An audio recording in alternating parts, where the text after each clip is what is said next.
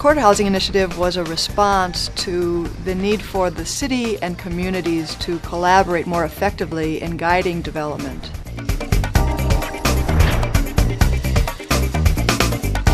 The Corridor Housing Initiative fosters an exciting partnership between neighborhoods, city government, and a technical team of development consultants, design experts, and facilitators to connect market opportunities with neighborhood and city goals.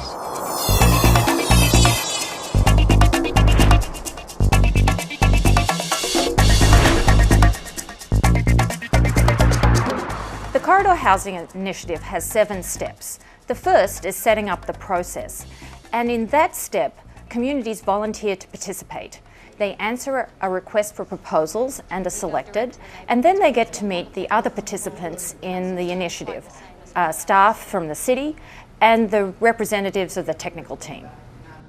One of the strengths of the Corridor Housing Initiative is that it uses what I like to call a 3-legged stool approach. So you have the city at the table, you have developers at the table, and then you also have community stakeholders at the table, with everyone having an equal voice in the outcomes that are produced as part of the process.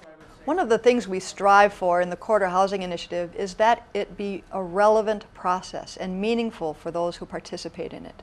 And to do that, it has to intersect very clearly with city policies and planning practices. So you need to really have a clear appreciation and understanding for how the Corridor Housing Initiative will inform or be informed by those policies as it unfolds. The larger Corridor Housing Initiative process really grapples with the larger context of issues of demographic change, of commercial revitalization, of linkage to transit. You know, we call this the Corridor Housing Initiative, and I think that's appropriate because its genesis really was in trying to locate affordable housing in neighborhoods and do it by creating some density along transit corridors. But I believe this is something much broader than that, and it's really about creating the new sustainable neighborhood that includes housing that's affordable, but also is built around viable transit, a vibrant commercial activity, and really about building a city that works on many different levels. By bringing government officials to the table, identifying people who have real names and have real power at City Hall, so bringing elected officials to the table, bringing professional staff from the city to the table, we really help people build relationships and cut the distance between people and their government in a way that's pretty significant.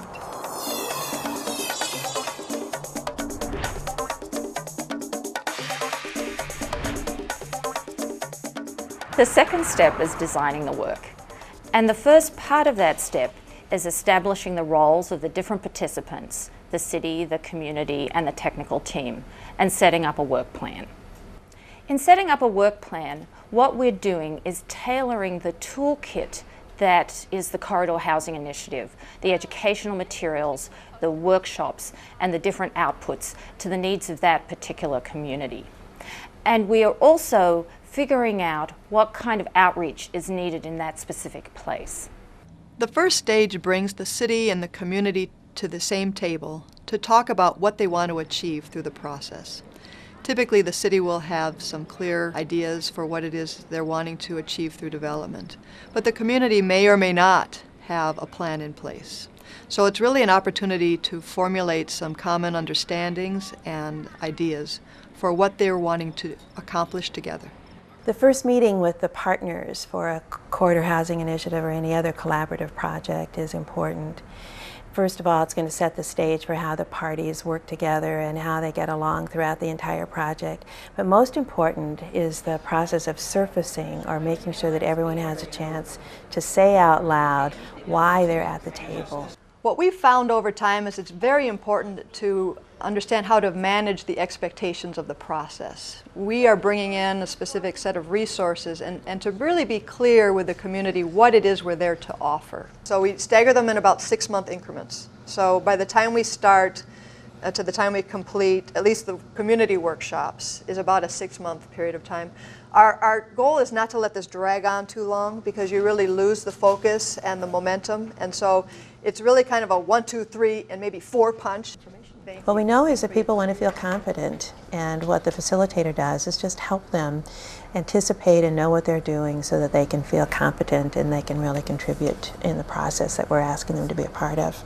In the Corridor Housing Initiative, we have designers and architects, we have developers, we have city professionals and city elected officials who talk about policy, and we have community members who talk about importance and value and what things look like. So I think we have to have someone who is familiar enough with the language to be able to know when it's the same, when it's easily translated, and when something just got said that's very different, that's sitting outside of the experience of all the other groups. The facilitator needs to be able to show people how progress is made. We have to build in a sense of success.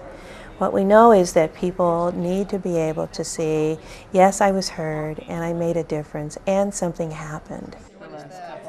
One of the things that we found were very important for this process was genuine outreach, and I'm using the word genuine deliberately. We often talk about outreach, but what we're trying to say is we want as many people who think like me to show up at my house at the time that's convenient for me. So what we've done during this process is to really make an assessment of who is who's in your community, what are the demographics, where are people living, how many homeowners, how many visitors, or how many renters. So we really began asking each group, who's here?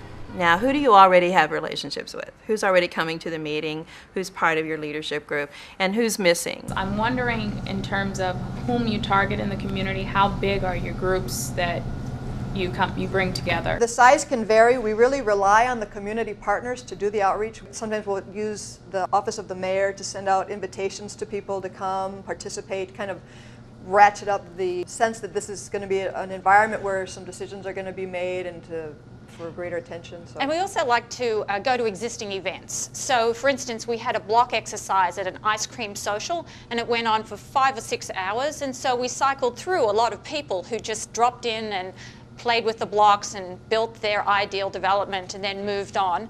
We try and tailor it, try and meet people